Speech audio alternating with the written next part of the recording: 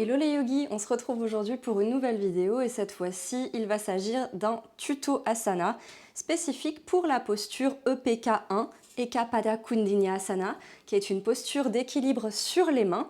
Et donc, je vous propose de décomposer un petit peu la posture, de voir comment la réaliser. On a plusieurs façons d'entrer dans la posture, notamment. Vous allez voir que ce n'est pas nécessairement une question de force, mais bien une question de maîtrise de son corps et de son équilibre, plutôt que d'utiliser vraiment la force brute. Et je vais vous montrer aussi quelques petits échauffements que vous pouvez réaliser en amont si vous voulez vraiment juste vous entraîner à faire cette posture-là sans nécessairement passer par tout un flow de yoga auparavant. Donc dans un premier temps, il faut savoir que pour cette posture-là, vous allez avoir besoin de plusieurs choses. Déjà, on va avoir besoin de contrôle et de force dans les mains et donc dans les avant-bras, puisque nos poignets en eux-mêmes, on ne peut pas vraiment les renforcer. La seule solution pour ce faire, c'est de renforcer les avant-bras. Ça va vous permettre justement de maîtriser davantage votre équilibre et ce qui va nous intéresser tout particulièrement ici, c'est vraiment l'usage de l'entièreté de la paume de la main et vraiment de répartir le poids sur l'ensemble des doigts jusqu'au bout des doigts, donc de bien ancrer ses mains dans le sol. L'autre chose qu'il va nous falloir, bien sûr, ça va être quand même un minimum de force au niveau des épaules pour pouvoir se repousser par rapport au sol. Et enfin, je dirais même peut-être même pas enfin, mais en plus, on va dire que si vous avez une bonne capacité à réaliser des torsions, ça va vous aider aussi à réaliser la posture un peu plus facilement. C'est pour ça que dans un flow de yoga qui préparerait à cette posture, je proposerai typiquement un certain nombre de postures en torsion pour préparer déjà à EPK1. Et enfin, dernière petite chose, mais qui pour moi n'est pas essentielle, mais qui peut quand même être intéressante pour vous aider à réaliser cette posture si vous voulez aller vraiment le plus loin possible. Étant donné que vos jambes vont venir s'écarter en fait d'un côté et de l'autre, on peut aussi travailler bien sûr l'étirement de l'arrière des cuisses, donc l'étirement des ischio-jambiers afin de faciliter ce travail d'ouverture des jambes. Voilà, donc je vous propose pour cette vidéo-là de commencer juste avec quelques petits étirements, échauffements, surtout au niveau des poignets parce que ça c'est vraiment quelque chose qui peut rapidement être désagréable si vous n'avez pas l'habitude de faire des postures sur les mains en équilibre. Vous pouvez aussi vous munir de 2 briques de yoga si vous le souhaitez, ça peut être pratique. Vous allez voir, pour gagner encore un peu d'espace justement en créant de la hauteur, on va créer de l'espace en fait au niveau du ventre, enfin sous la poitrine, sous le ventre, et ça va vous permettre peut-être d'être un petit peu plus stable et un petit peu plus à l'aise, notamment si pour vous les poignets c'est très douloureux. Les briques de yoga peuvent vous aider. Je vous expliquerai un petit peu plus en détail tout à l'heure. Donc je vous propose dans un premier temps déjà de venir étirer nos poignets. Et pour ce faire, vous pouvez venir en position de la table neutre ici. Donc les épaules au-dessus des mains, le bassin au-dessus des genoux. Et je vous propose ici déjà de venir les bras bien tendus, juste avancer sur l'avant. Donc les épaules vont venir dépasser les mains et je veux que vous sentiez vraiment les points d'appui de vos doigts dans le sol. Donc ouvrez bien les mains. Donc vous voyez que normalement, si vous ouvrez correctement les mains et que vos doigts agrippent le sol, vous devez les voir blanchir sur le bout des doigts. Donc sous vos ongles, ça doit légèrement blanchir. Ça montre bien que votre poids va vers l'avant de vos doigts. Et encore un petit truc en plus qui va vous servir pour la suite. Si je me mets face à vous, vous vous rendrez compte aussi que je tourne légèrement mes mains vers l'extérieur. Donc c'est bien mon index qui pointe vers l'avant et pas mon majeur ici. Donc je tourne, je fais une légère rotation vers l'extérieur. Mes coudes viennent s'ouvrir vers les côtés extérieurs ici. Donc ici, on vient vers l'avant plusieurs fois. Allez là où vous pouvez. Le but n'est pas forcément d'aller le plus loin possible, mais de ressentir l'étirement au niveau de l'avant-bras et du poignet. Ensuite, vous allez venir ouvrir les mains d'un côté et de l'autre de votre tapis et en gardant les bras bien tendus, vous pouvez simplement bouger d'un côté et de l'autre. Mettre votre poids sur les côtés ici. Et là encore, on n'oublie pas de mobiliser les doigts ici. Revenez au centre et cette fois-ci, ramenez les doigts vers vous. Attention ici, plus vous allez être éloigné de vos genoux, plus ça va être difficile. Et au contraire, plus vous allez vous rapprocher, vous voyez, plus c'est facile. Je peux quasiment m'asseoir ici si je rapproche mes mains de mes genoux. Si je les mets un petit peu plus loin ici, ça va être plus difficile. Mais ça, peu importe, en réalité, on s'en fiche que vous soyez proche ou loin. Allez surtout là où ça devient, entre guillemets, désagréable, mais où vous pouvez tout de même, entre guillemets, confortablement, garder la position ici sans souffrir, sans grimacer de douleur. Gardez bien les bras tendus. N'oubliez pas de respirer, bien sûr. Et tout doucement, revenez en posture neutre. Et je vous propose ici de venir sur le haut de la main. Donc les deux mains bien ouvertes. Donc les paumes de vos mains sont vers vous, vers votre visage. Et vous allez faire comme des petites pompes en fait. Vous allez voir, c'est vraiment pas difficile. Vers l'avant, donc on descend. On inspire en bas et on expire quand on remonte. Inspire, on descend. Et expire, repoussez-vous. Inspire et expire. Encore, inspire et expire, repoussez-vous. Dernière fois, inspire et expirez, repoussez-vous ici. Je vous propose aussi de venir placer ici la paume de votre main sous votre genou. Et alors vraiment, vous voyez que mon genou touche vraiment mon poignet ici. Et venez masser en fait avec votre genou. Légèrement, bien sûr. Si ça vous semble trop douloureux, vous pouvez aussi tout simplement venir allonger l'avant-bras devant vous et venir ici faire la même chose, mais avec le coude.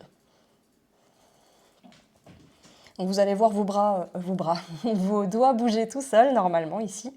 Donc vous pouvez vous masser tout l'avant-bras. Donc une main, et puis l'autre main. Vous pouvez aussi le faire avec le poing, si vous préférez. Je trouve que c'est un peu plus efficace avec le coude. Masser, masser.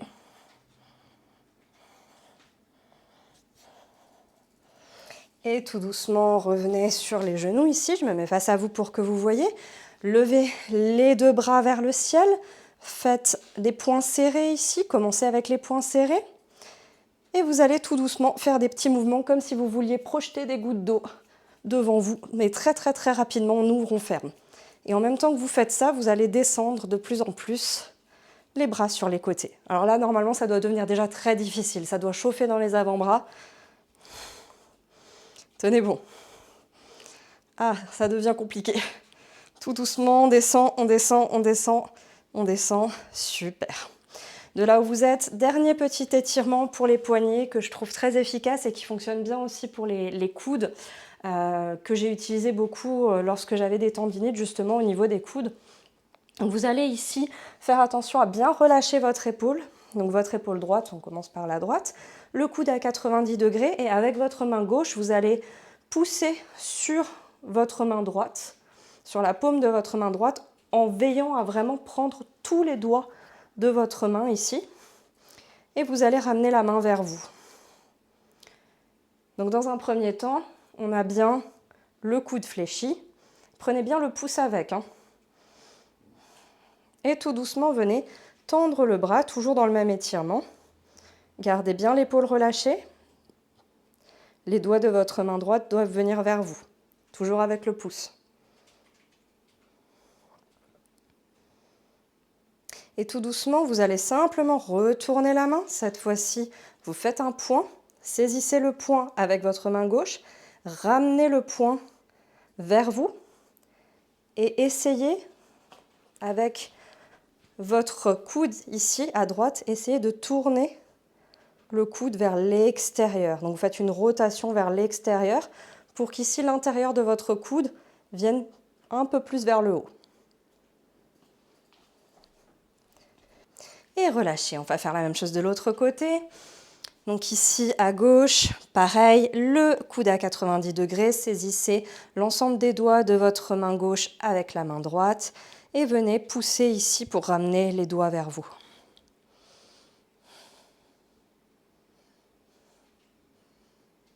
Ensuite, tendez le bras gauche. Relâchez l'épaule gauche. Et tout doucement, tournez le poing vers vous, saisissez-le et tirez-le vraiment vers vous en essayant d'ouvrir ici le coude dans un mouvement vers l'extérieur, comme si vous vouliez voir l'intérieur de votre coude ici face au ciel. Vous devez ressentir normalement l'étirement au niveau du début de l'avant-bras, ici au niveau du coude, jusqu'au poignet. Et tout doucement, on relâche. On va rester ici un petit peu sur les genoux. On va simplement venir travailler légèrement les épaules et d'ores et déjà, l'idée des coudes à 90 degrés ici est de s'ancrer dans le sol avec les mains. Donc je vous propose ici de venir simplement comme dans la posture de l'enfant, en balasana, mais les bras bien longs devant vous, les paumes de main ancrées dans le sol. Et ici, ce qu'on va faire, c'est qu'à l'inspiration, on va aller vers l'avant, descendre en chaturanga, expire, on se repousse, on revient vers l'arrière. On va faire ce mouvement dynamique plusieurs fois, au moins une dizaine de fois. On y va, inspirez vers l'avant, repoussez-vous et expirez 2 fois.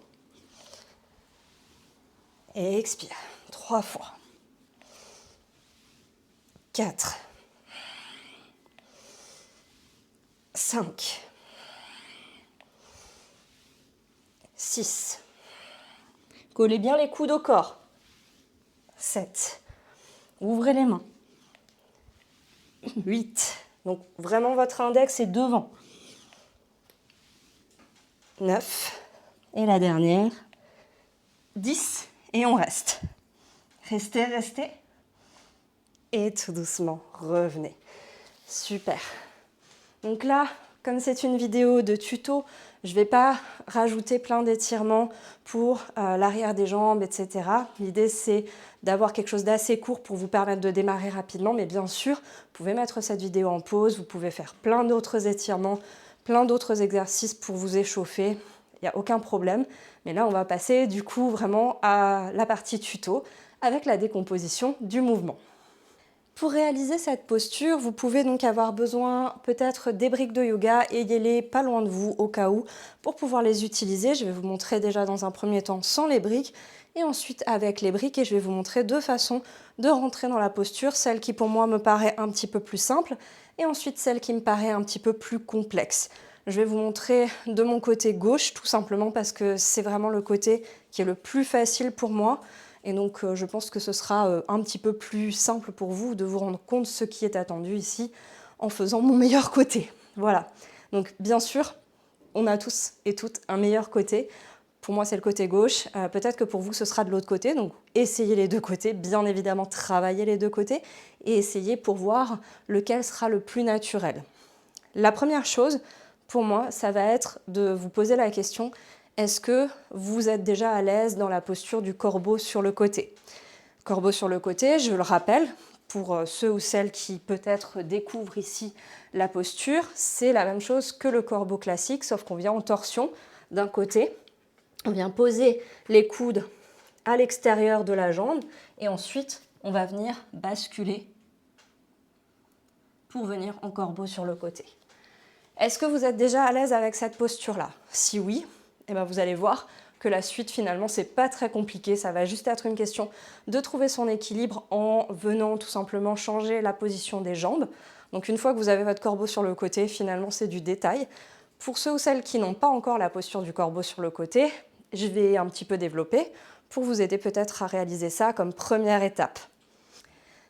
Étape numéro 1. Pour le corbeau sur le côté, donc c'est pour moi ici la façon la plus simple de rentrer dans EPK 1. Donc vous allez venir sur la pointe des pieds, vous allez serrer les 2 genoux ensemble et vous allez les garder tout du long, serrés ensemble. C'est vraiment très important, ça va vous permettre de garder une certaine stabilité. Donc il faut que vous fassiez travailler vos muscles et que vous gardiez vos genoux serrés ensemble. Et ça veut dire pas juste là maintenant pendant que je parle, mais pendant toute la réalisation de la posture. Ensuite, libre à vous de tester le côté que vous voulez en premier. Moi, comme je vous l'ai dit, je vais tester d'un côté, qui est ici en l'occurrence le côté dans lequel je suis. L'idée, ça va être de venir, pour moi ici, placer mon coude gauche à l'extérieur de mon genou droit, donc ici dans le creux du genou, donc vraiment à cet endroit-là, au niveau du pli du genou. Et ensuite, mon coude droit, je vais venir le placer ici, dans ma hanche. Donc si je vous montre dans ce sens-là, vous allez voir que du coup, je viens d'ores et déjà dans la posture, mais simplement qu'au lieu d'être en équilibre, pour l'instant, je suis encore sur mes pieds. Donc ici, je viens placer mon coude gauche dans le genou et le coude droit dans la hanche. Ça, c'est ma position de base. Mes genoux sont toujours serrés. J'ai bien les mains ancrées dans le sol, les bras largeur des épaules. Donc vous voyez, bras largeur des épaules, c'est l'index toujours qui est devant. Ça veut dire que mes mains ne sont pas vers l'intérieur. J'ai fait une rotation des coudes vers l'extérieur. Et donc c'est bien mon index qui est devant ici. J'ancre mes doigts dans le sol. Et ici, je vais venir fléchir mes coudes, bien sûr, pour pouvoir poser mon corps sur mes triceps. Donc nécessairement au-dessus des coudes, d'accord, sur cette partie-là de votre bras, sinon ça ne pourra pas fonctionner. Donc ici, ce qu'on va venir faire, c'est tout simplement se laisser aller vers le côté et on va vouloir regarder devant soi, le plus loin possible devant soi et pas vers le sol. Pourquoi? Parce que simplement, c'est une question logique. C'est la même chose que quand vous roulez en voiture, si vous regardez sur le côté, vous allez aller vers le côté. Ici, ce qu'on veut, c'est essayer de s'allonger, de se grandir et de trouver l'équilibre. Et pour ça, ce sera plus simple de regarder droit devant soi. Donc ici, on va venir simplement essayer. On va peut-être lever un pied, et puis l'autre. Et voilà, on est encore beau sur le côté. Je vous laisse essayer dans un premier temps. Je vais revenir dans l'autre sens pour que vous voyez d'un autre point de vue à quoi ça ressemble. Alors ne faites pas la même chose que moi. Pour le coup, j'ai un tatouage tout frais au niveau de ma jambe et donc j'ai en plus de la crème bien grasse dessus. Donc ça glisse au niveau de mon coude. Ne faites pas ça, c'est une mauvaise idée. Donc je vous remontre, mais ici dans cette position. Donc toujours pareil, les étapes. Donc réfléchissez bien à ce que vous faites. N'y allez pas trop vite, ne vous élancez pas n'importe comment. Donc première chose, je serre les pieds, je serre ici les genoux et je garde mes genoux serrés tout du long. Je viens effectuer une torsion, je rentre mon coude dans l'extérieur du genou et l'autre dans la hanche. Je vérifie que mes doigts soient bien écartés, bien ancrés dans le sol. Je vérifie que ma paume de main est entièrement sur le tapis, que mes pouces ne se soulèvent pas ici et que je suis à peu près largeur des épaules. Une fois que ça c'est vérifié, je peux commencer à aller vers le côté, si possible pas dans mon chat. Donc ici, je vais vers le côté et tout doucement, dès que je sens un peu de poids sur l'avant de mes doigts, là je peux relever les jambes. Je regarde vers l'avant et tout doucement je reviens. Si vous avez un petit peu peur, si c'est quelque chose qui vous semble un petit peu effrayant, vous pouvez tout à fait vous mettre un coussin ou une pile de coussins du côté où vous voulez descendre pour justement ne pas vous faire mal. Mais très honnêtement, je suis tombée plein de fois, vous n'allez pas vous faire mal de cette hauteur-là, d'accord? Donc ne vous inquiétez pas, il ne va rien vous arriver, vraiment, vraiment. Ça va très bien se passer et je pense qu'il faut tomber aussi un petit peu pour se rendre compte que justement ça ne fait pas peur. Donc du coup, ça c'était pour le corbeau sur le côté. Ça c'est l'étape 1 pour pouvoir réussir EPK1. Deuxième étape, on va essayer, une fois qu'on sera en corbeau sur le côté, de venir déplier les jambes. Donc c'est là que ça va se compliquer un petit peu. Alors la jambe finalement sur laquelle on repose, donc vous avez vos deux coudes qui reposent sur la même jambe, d'accord? Plutôt la jambe repose sur les coudes. Ici, pour moi, c'est la cuisse droite. Donc la cuisse droite, en fait, va rester là où elle est, bien en appui sur mes deux coudes, et je vais simplement déplier la jambe. En même temps que je vais faire ça, ma jambe du haut, celle qui ne touche pas mes coudes, du coup, va venir, elle, s'écarter vers l'arrière et un petit peu vers le haut. Le fait de faire ce mouvement d'ouverture comme ça va changer totalement mon équilibre sur mon tapis. C'est-à-dire que forcément, en fonction de votre anatomie, de votre poids du corps, du poids de vos membres, tout simplement de vos os, ça veut dire que votre équilibre risque de changer.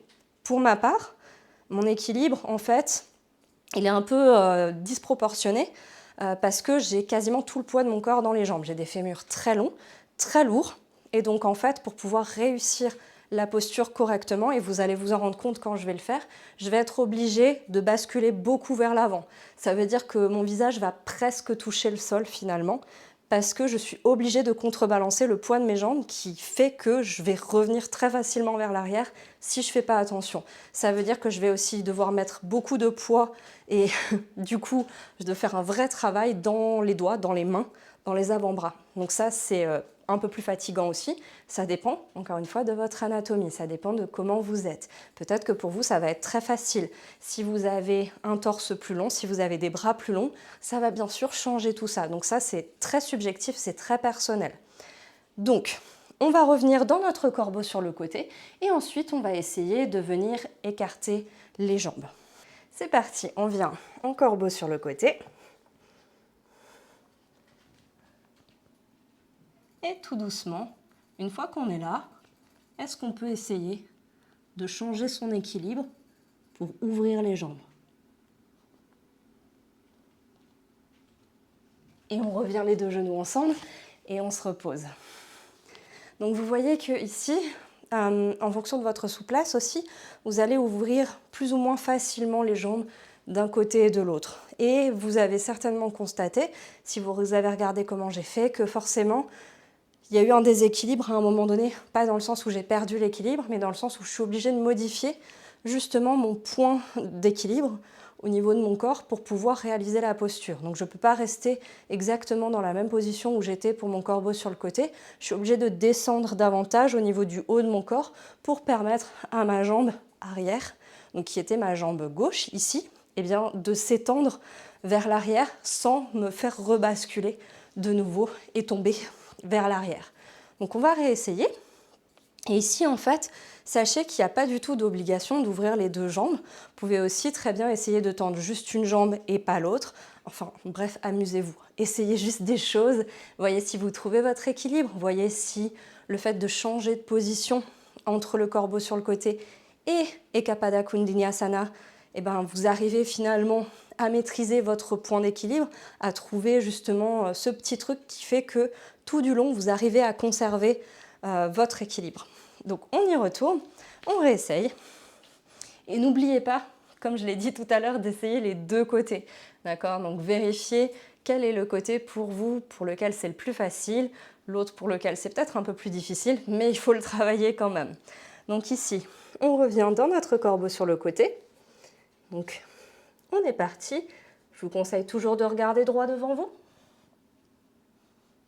Et ensuite, une fois qu'on est là, on est bien posé ici, on peut essayer d'étendre les jambes.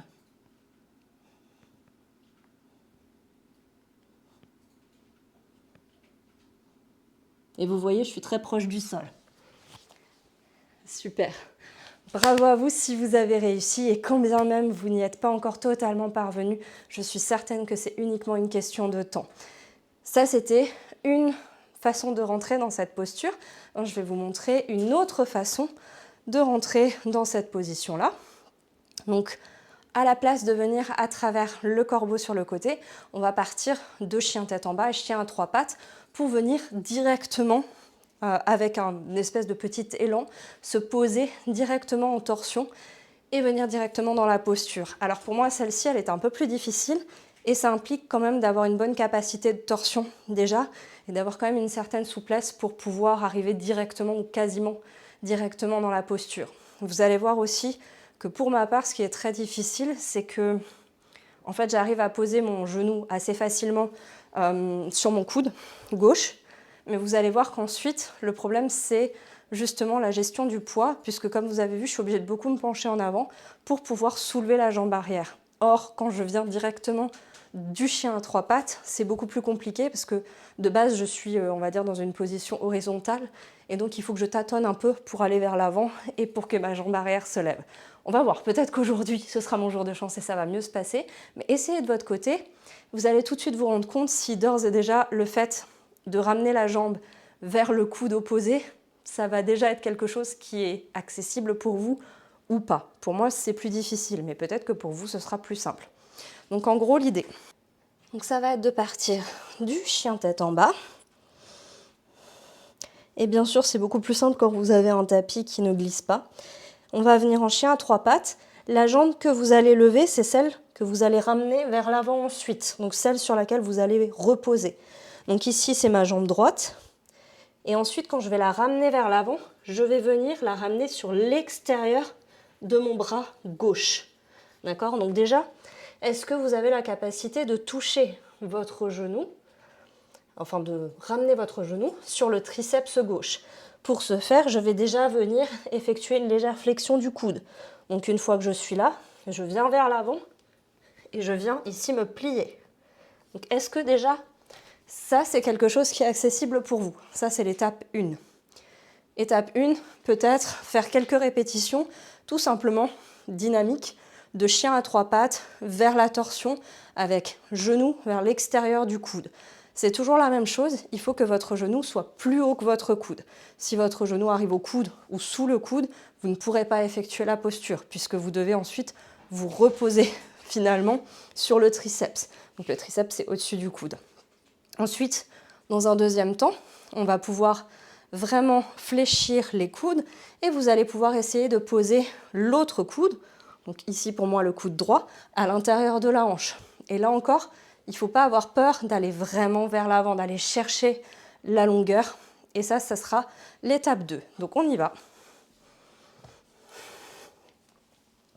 Alors sachez quand même qu'en démarrant dans cette posture-là, c'est beaucoup plus demandeur d'énergie. Ça exige aussi d'avoir pas mal de souplesse. Ça exige quand même d'avoir un peu plus de force ici dans les bras parce que justement on vient directement passer dans la posture sans position intermédiaire, donc c'est un petit peu plus difficile pour moi par rapport à ça et par rapport au fait qu'il faut tout de suite trouver la bonne position de la jambe sur les triceps et dans la hanche du coup. Donc pour moi c'est ça en fait tout le challenge ici. Donc l'idée c'est vraiment de venir prendre de l'énergie derrière et ensuite de s'élancer vers l'avant et de réussir déjà à fléchir les coudes et à les ramener finalement l'un vers l'autre. Donc déjà rien que ça pour moi je trouve que c'est très très difficile. Donc on y va.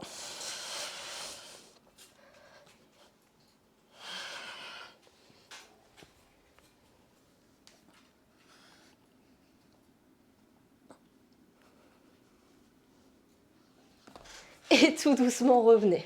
C'était pas ma plus belle tentative, mais elle est passée. Enfin vous me direz ce que vous en pensez. Et comme je vous le disais, rien ne vous oblige à venir dans la posture et à tout de suite ouvrir les jambes. Ça dépend de beaucoup de choses, de votre équilibre de base, de votre souplesse, encore une fois, de votre anatomie. Donc il n'y a aucune obligation, bien sûr. L'idée, pour moi en yoga en tout cas, c'est toujours de se challenger, de s'amuser. Et finalement, à travers tout ça, de se concentrer sur le moment présent, qu'il n'y ait rien d'autre qui se passe autour de vous finalement. Et c'est bien là l'essentiel, selon moi. Donc je vous laisse encore réessayer. On peut essayer à nouveau de venir directement dans la posture. On peut essayer de faire une meilleure tentative. Et je vous encourage vivement à réessayer plusieurs fois et encore une fois à le faire des deux côtés pour que vous puissiez jauger un petit peu ce qui va moins bien, etc. et vous entraîner ensuite à améliorer là où vous avez des faiblesses. Donc, ce que vous pouvez voir aussi, c'est que mon chien tête en bas est assez raccourci, justement parce que je veux profiter de cet écart plus court entre mes pieds et mes mains pour pouvoir ramener plus facilement ma jambe vers l'avant. Donc ça, c'est pareil, c'est à vous de jauger, à vous de voir, de faire des tests.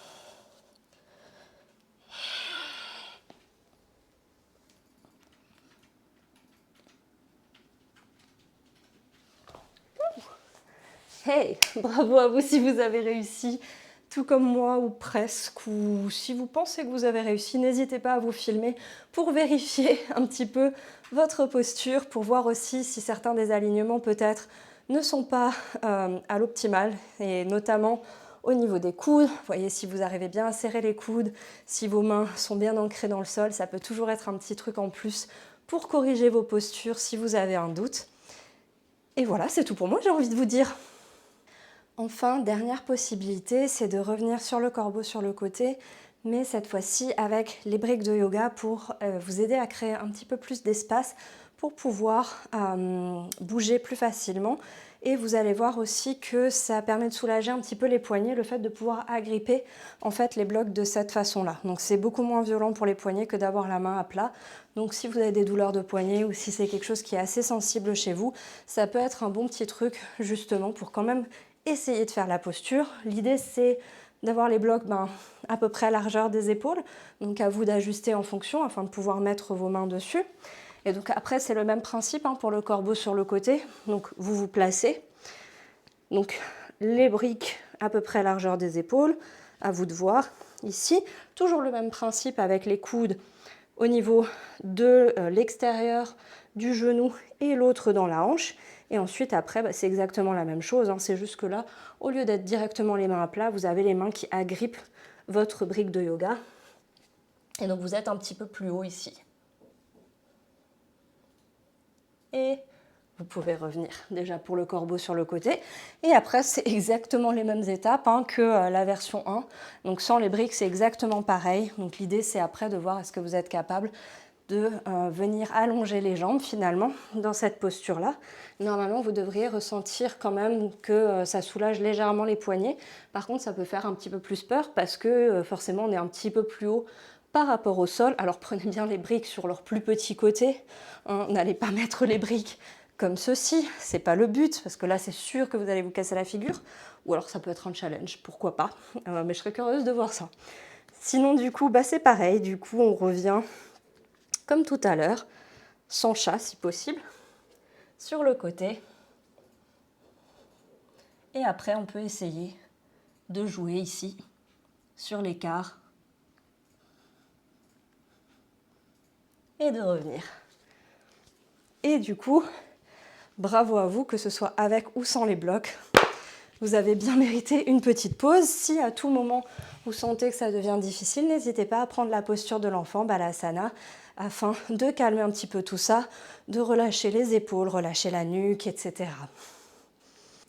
Et merci à vous les yogis d'avoir suivi ce tuto avec moi aujourd'hui. J'espère que vous avez réussi vos versions de Ekapada Kundiniasana 1. Je pourrais toujours vous faire aussi un tuto sur la version 2 qui est l'opposé au niveau des jambes en fait. Donc c'est pas une torsion, mais c'est plus un écart finalement. N'hésitez pas à me dire en commentaire si vous avez réussi ou au contraire si vous n'y êtes pas encore tout à fait, si je peux vous donner quelques petits conseils. Ça me fera très plaisir de le faire. Et puis si vous n'êtes pas encore abonné à ma chaîne, j'ai envie de vous dire qu'est-ce que vous attendez. C'est le moment de vous abonner et de me suivre sur mes autres réseaux sociaux, notamment sur Instagram. Et on se revoit très bientôt pour un nouveau flow ou un nouveau tuto à voir en fonction. Et je vous souhaite une belle journée. Salut les yogis!